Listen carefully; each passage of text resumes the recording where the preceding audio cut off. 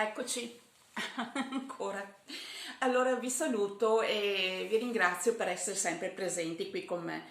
E oggi vi spiego cosa sia essere ipocriti e la differenza tra assurdi e la differenza tra quello che può essere il paradosso. Ok? Allora, l'assurdo. L'assurdo può essere la vita stessa? È una domanda che vi faccio, ok? La vita può essere qualcosa di percepito come un assurdo, un paradosso, ma non è ipocrisia. E ipocrisia è un drago rosa con le ali disegnato su un foglio e dichiararlo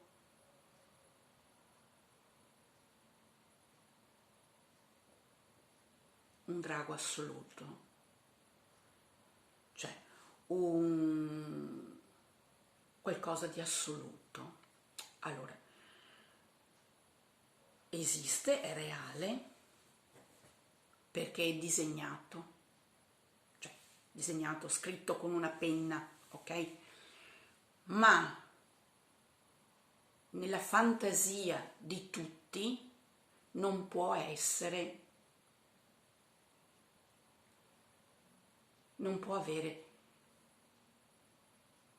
una fede in egli, perché non sapendo com'è e che cosa fa, cioè che ne sai tu se quel drago esistesse davvero e fosse reale, lancia fiamme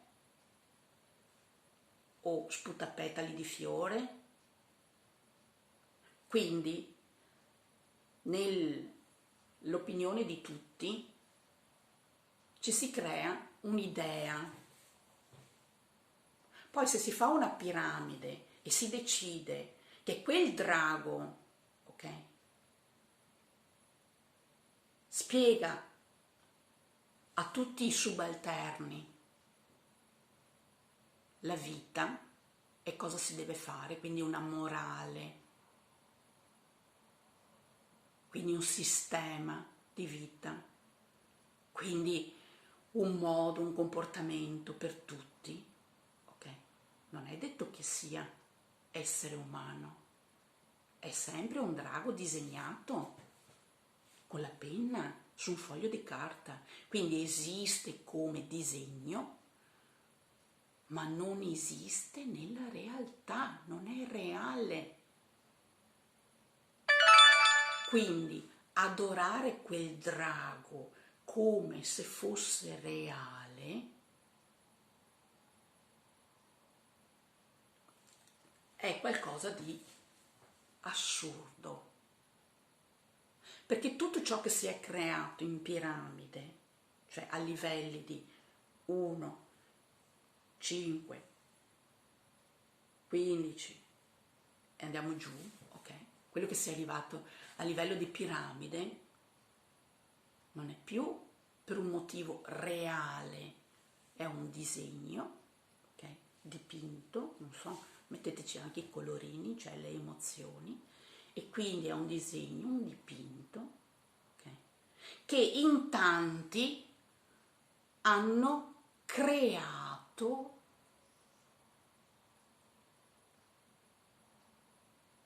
e sviluppato un business, ok? Un business, boh, che siamo chiari, il drago disegnato, fumo, per il business. Poi per quanto riguarda che questo business ci faccia stare bene, anche qui ci sono dei dubbi, ok? Perché il drago non ci dice cosa è giusto, cosa è sbagliato, non ha buon senso, no, ha una morale, un sistema. E se tu non frequenti e non vivi in quella morale, in quel sistema, vieni discriminato. Quindi non sempre il drago è buono. Disegnato con la penna, spiccicato là, ok? Quindi il drago a volte provoca il male. Stiamo attenti a ciò che è buon senso,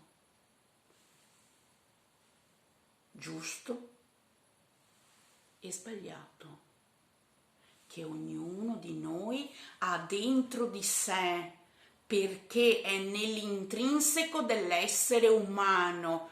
Ogni persona sceglie il male minore per se stesso. Questo lo dice Sofia Trevisan, ok? Ogni persona sceglie il male minore per se stesso, quindi ha il buon senso di ciò che è giusto e ciò che è sbagliato.